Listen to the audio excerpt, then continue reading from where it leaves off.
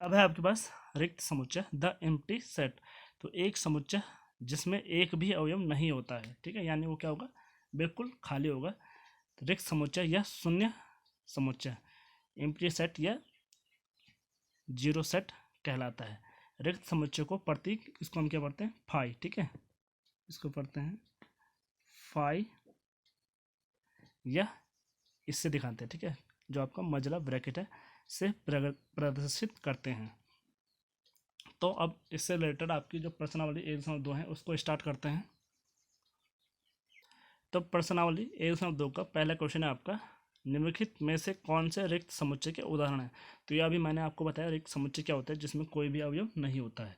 तो पहला वाला है इसका, दो से भाज्य विषम प्राकृतिक संख्याओं का समुच्चय। तो दो से तो क्या होते हैं, सम संख्या विभाजित होती है, विषम तो कोई होती नहीं है। तो इसमें इसके आंसर में हम क्या लिखेंगे, ऐसी कोई विषम प्राकृतिक संख्या नहीं है जो दो से भाज्य हो, इसलिए यह समुच्चय क्या है, इस समुच्चय का कोई अवयव नहीं है, अतः यह समुच्चय रिक्त समुच्चय है, ठीक है। दूसरा वाला है सम अभाज्य संख्याओं का समुच्चय। तो ऐसा केवल एक ही अवयव है, कौन सा हमारे पास, दो, ठीक है। तो यहाँ रिक्त समुच्चय नहीं है, ठीक है, एक अवयव होगा तब भी वो रिक्त समुच्चय नहीं होगा। थर्ड वाला है आपका एक्स सजेट एक्स एक प्राकृतिक संख्या जहाँ x क्या है, 5 से बड़ा है और 7 से, नहीं सॉरी, 5 से छोटा है, 5 से छोटा है पर 7 से बड़ा है। तो ऐसी कोई संख्या तो होती नहीं है जो क्या हो, 5 से छोटी हो और 7 से बड़ी हो।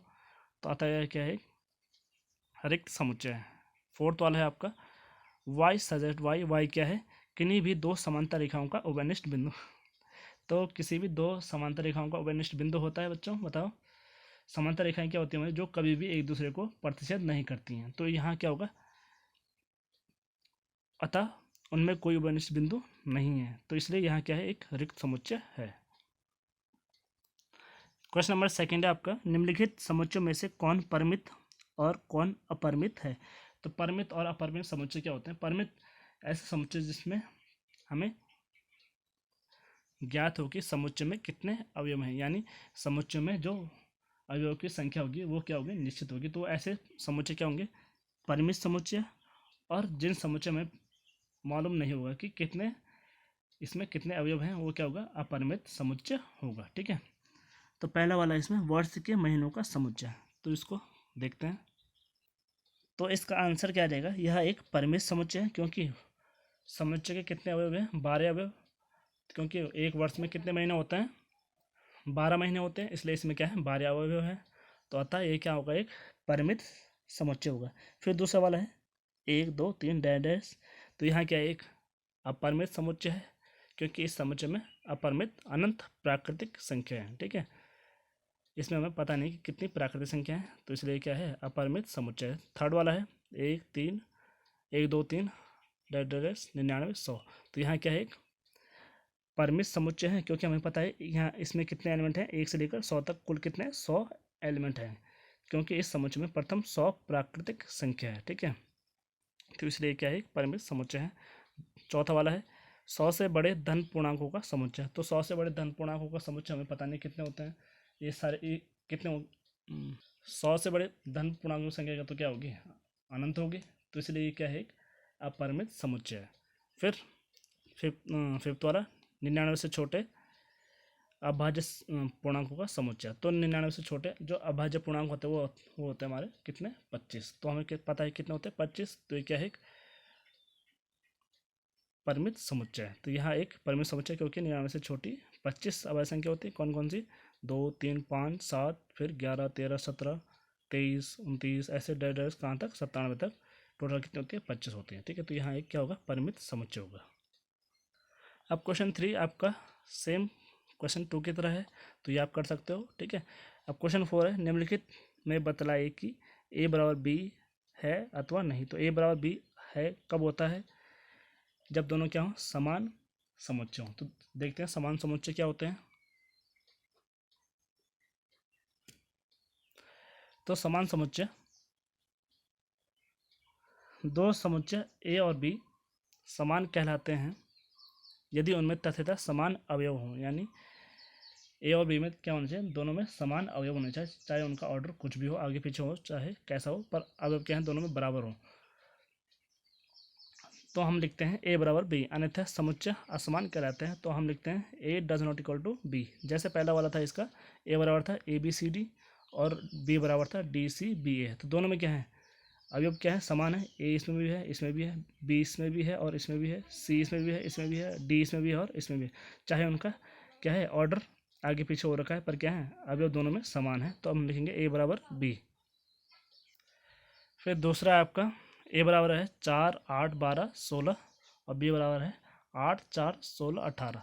तो इसमें देखो बी में क्या आ गया, एक एक्स्ट्रा एलिमेंट आ गया 18।